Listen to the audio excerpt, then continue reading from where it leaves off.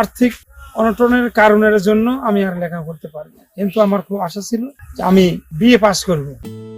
বাংলাদেশ উন্মুক্ত বিশ্ববিদ্যালয় থেকে ৭৫ বছর বয়সে ডিগ্রি পাশ করে প্রশংসায় ভাসছেন নাটোরের নলডাঙ্গা উপজেলার খাজুরা গ্রামের উজানপাড়ার মোহাম্মদ সাদেক আলী প্রামাণিক।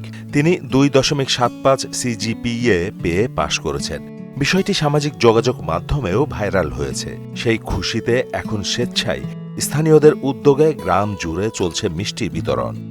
এক ছেলে এবং ২ মেয়ের পিতা সাদেক আলীকে অভিনন্দন জানাতে প্রতিদিন দূর দূরান্ত থেকে লোকজন তার বাড়িতে আসছেন। এই ৭৫ বছর বয়সে ওই যে ভাঙ্গা পালিয়া যে বিএ পাস করছে, এটা আমরা খুব আনন্দিত। পাস করছে, আমরা অনেক খুশি, বেটা গর্বিত যে আমার বড় ভাই এই বয়সে পাস করে গেছে ডিগ্রি। ১৯৭৪ সালে এসএসসি এবং ১৯৭৬ সালে এইচএসসি পাশ করেন সাদেক আলী। আর্থিক অনটন এবং বিভিন্ন সমস্যার কারণে আর লেখাপড়া চালিয়ে যেতে পারেননি, কিন্তু উচ্চশিক্ষা গ্রহণের স্বপ্ন হতে তিনি কখনো দূরে সরে যাননি। ৩ ছেলে মেয়ের লেখাপড়া শেষ হওয়ার পর তার স্বপ্ন বাস্তবায়নের জন্য ২০২০ সালে বাউবীর নাটোর দীঘাপতিয়া এমকে কলেজে ভর্তি হন।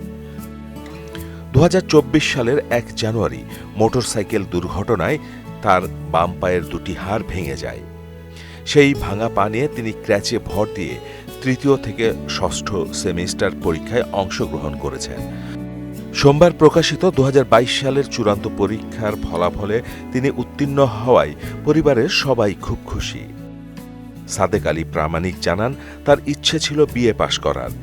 ছেলেকে বললাম যে আমার খুব আশা ছিল রে বা, টাকা পয়সার অভাবে করতে পারেনি। সে কবে কলেজে ভর্তি করছে জানি না, আব্বা পরীক্ষা দেন। আমি বই পুস্তক পড়া শুরু করলাম, পরীক্ষা দিলাম। এই ডিগ্রি পাস করার জন্য আল্লাহ তাআলার কাছে অনেক কৃতজ্ঞতা প্রকাশ করছি। মহান রাব্বুল আলামিন আমাকে অনেক দয়া করেছে।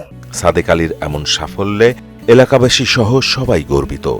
৭৫ বছর বয়সের একজন মানুষ, ওনার মধ্যে যে মনোবল, যে শক্তি, এটা নিয়ে যে উনি পরীক্ষাটা কমপ্লিট করেছেন এবং সফলতার সাথে উনি যে পাশ করেছেন, এটা অবশ্যই মানে আমাদের জন্য গর্বের বিষয়।